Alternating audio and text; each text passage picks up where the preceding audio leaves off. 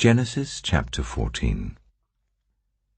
At the time when Amraphel was king of Shinar, Arioch, king of Elasar, Kedorlaomer, king of Elam, and Tidal, king of Goyim, these kings went to war against Bera, king of Sodom, Bersha, king of Gomorrah, Shinab, king of Admah, Shemeba, king of Zeboim, and the king of Bela, that is Zoar.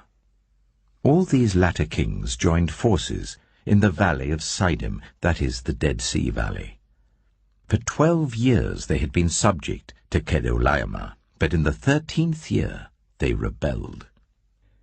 In the 14th year, Kedorlaomer and the kings allied with him went out and defeated the Rephaites in Ashtaroth-Karnaim, the Zuzites in Ham, the Emites in Sheva, Kiriathaim, and the Horites in the hill country of Seir as far as El-Paran, near the desert. Then they turned back and went to En-Mishpat, that is Kadesh, and they conquered the whole territory of the Amalekites, as well as the Amorites who were living in Hazazon-Tamar. Then the king of Sodom, the king of Gomorrah, the king of Admah, the king of Zeboim, and the king of Bela, that is Zoar, marched out and drew up their battle lines in the valley of Siddim against Kedorlaomer, king of Elam, Tidal, king of Goyim, Amraphel, king of Shinar, and Arioch, king of Elasar, 4 kings against 5. Now the valley of Siddim was full of tar pits, and when the kings of Sodom and Gomorrah fled, some of the men fell into them, and the rest fled to the hills. The 4 kings seized all the goods of Sodom and Gomorrah, and all their food. Then they went away. They also carried off Abram's nephew, Lot, and his possessions, since he was living in Sodom. A man who had escaped came and reported this to Abram the Hebrew. Now Abram was living near the great trees of Mamre the Amorite, a brother of Eshcol and Ane, all of whom were allied with Abram. When Abram heard that his relative had been taken captive, he called out 318 trained men born in his household, and went in pursuit as far as Dan. During the night, Abram divided his men to attack them, and he routed them, pursuing them as far as Hobah, north of Damascus.